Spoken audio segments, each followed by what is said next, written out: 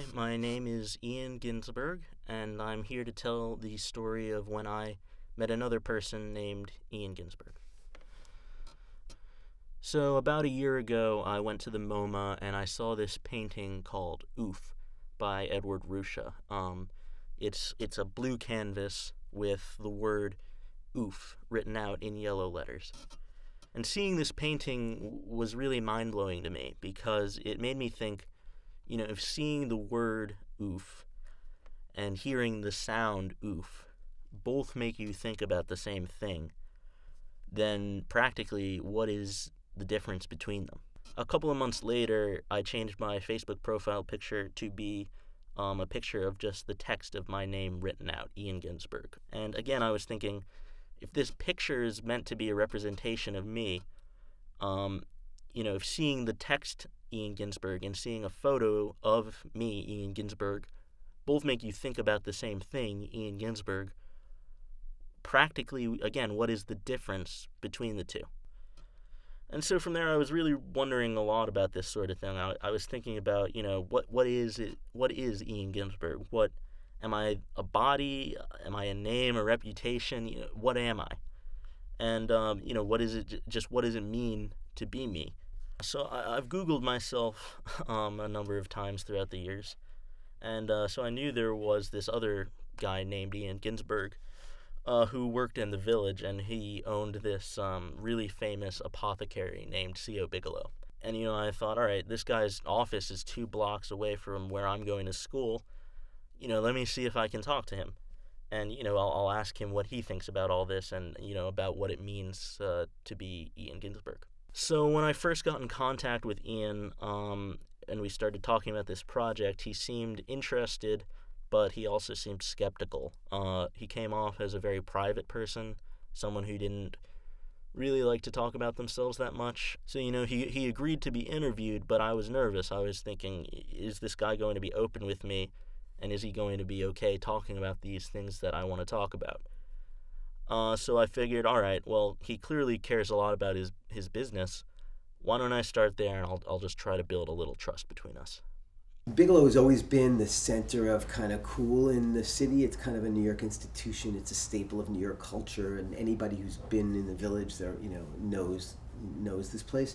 It did have a soda fountain until 1984. The fountain at Bigelow was a very famous gathering place for a who's who of downtown, and so you'd have the New York Dolls on one side, you'd have John Waters, you'd have Ramsey Clark, you'd have Ron Reagan Jr., the Belushis back in the 70s and the Saturday Night Live days. William Kunstler sat there every day, Frank Stella. Obviously, there's the family business aspect, but how did you kind of come in to see a Bigelow and go to become the president? Well, I was born and raised here, so I grew up here. But from an early age, even in the 60s, I would work behind the soda fountain. I'd wash dishes, I'd make deliveries, I'd sweep the floor. When I got here in the early 80s, the chain stores were proliferating. And I said, we have something they don't have. Let's focus on being who we are. And who we were at that time was a 145-year-old business that had an immense amount of heritage, an immense amount of authenticity. I really focused on areas that we weren't focusing on, and I kind of built up my worth. And I didn't become president overnight. I bought my father out 11 years after I started, so in 1996. When I heard Ian say that he'd bought the business in 1996, that was really interesting to me because 1996 was the year that I was born. And, it was a superficial connection, but I kind of felt like there was some meaning in it. And I felt like Ian had come out of his shell a little more at this point, and now he would be willing to go a little more personal and talk about what having this name meant to him.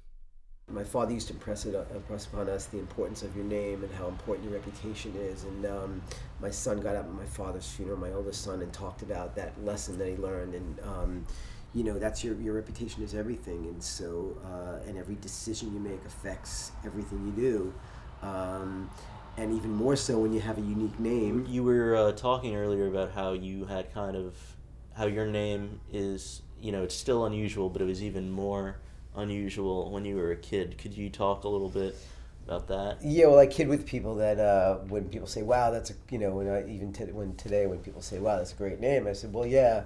Except when I grew up, I had to know how to fight. I said, but now it's kind of pretty popular. So yeah, it was very unusual then. Aside from the occasional, hey, did you know that that name's from Scotland and it means John, and I have to get a lecture. Um, I'd get are you a positive or negatively charged ion, eon, ion. Hearing Ian talk about all this, now I was getting really excited because all the things that he was talking about were things that had also happened to me in my childhood. These were all things that I could relate to. And it kind of felt like there was some sort of understanding between us, almost like a special bond that like only only Ian Ginsberg's could have, because no one else could relate to these experiences. And so now that I felt we'd established this relationship, I figured we could get to the heart of what I'd wanted to talk about and, really figure out what it means to be Ian Ginsberg. But when it came down to it, I couldn't do it. I couldn't get through to him and figure out what I'd wanted to figure out. Yeah, the reason I'm asking you all these questions is I'm just trying to get, do you think you could tell me a little bit about, I mean, anybody,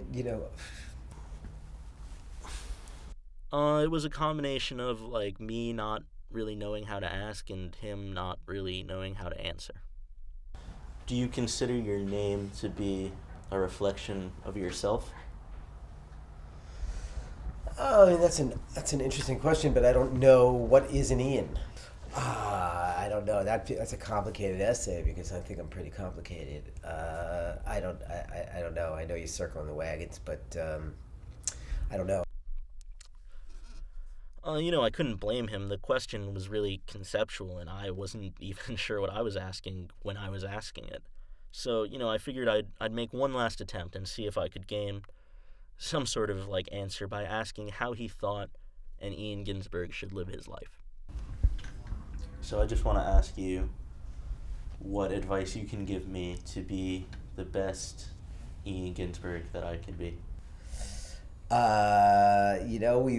We have a unique name, probably less unique than in the past, and so I think you have an obligation as one of the few Ian Ginsbergs to take that name and do something with it that's meaningful, and so leave a legacy on that name that all of the Ian Ginsbergs can be proud of. And that was it. Meeting Ian, talking to him, finding out about him. I may not have gotten the philosophical answer that I'd come for, but I also kind of felt like I had. Seeing, this other person, this other definition of Ian Ginsberg in front of me, it made me really think, what Ian Ginsberg is defined by Ian Ginsberg. And for him, that's him, and for me, it's me. And no one else can tell us otherwise. And so, I started this project because I wanted to find Ian Ginsberg, and at the end of the day, I think I did. He was born in New York City in '96. Parents took him home to Larchmont to live in the sticks. He drove them crazy just for kicks. Said, don't mess with me, I'm an ethnic mix. Ian Ginsberg, king of the suburban frontier. Ian Ginsberg, king of the suburban frontier.